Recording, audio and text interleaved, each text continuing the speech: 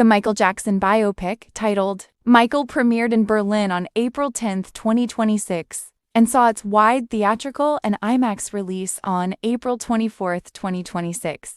Directed by Antoine Fuqua and written by John Logan, the film has quickly become a box office powerhouse, though it remains a subject of intense critical debate. In his film debut, Jaafar Jackson, Michael's nephew, portrays the adult Michael. Stepping into the iconic shoes of the musician is Jackson's own nephew, Jaafar Jackson, who is the son of Michael's brother, Jermaine Jackson. "I never dreamed to be an actor or even thought of playing him, but I knew it was a calling," Jaafar said in a behind-the-scenes video for the film.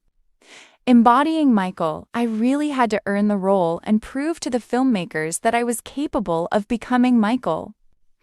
Essentially, it was starting at the roots and finding the authenticity." Critics and audiences alike have praised his performance for its uncanny physical and vocal accuracy. Young Michael is played by Giuliano Cruvaldi. Supporting cast were Colman Domingo as Joe Jackson, Michael's father, Nia Long as Katherine Jackson, Michael's mother, Miles Teller as attorney John Branca, Kendrick Sampson as legendary producer Quincy Jones, Derek Luke as defense attorney Johnnie Cochran, Michael's eldest son, served as an executive producer. The film spans decades, from Michael's 1960s debut with the Jackson 5 to the height of his solo career during the Bad Tour in the late 1980s. Originally intended to address 1993 child abuse allegations, the film's final act was reportedly revised to remove direct references to accuser Jordan Chandler due to legal settlement restrictions.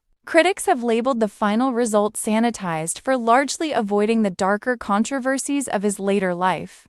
Several critics noted the lack of mention of the allegations of child sexual abuse by Jackson. The New York Times noted that the film had renewed public interest in the allegations and their validity. The Telegraph critic Robbie Collin said Michael refused to address the elephant in the room and that it was not credible for a Jackson biography to avoid addressing the accusations, controversies, and sadness that dogged his later life. The IndieWire critic Kate Erbland wrote that by omitting the allegations, the final film has been mostly stripped of any humanity, good and bad, calling it glossy, sanitized, and surprisingly dull.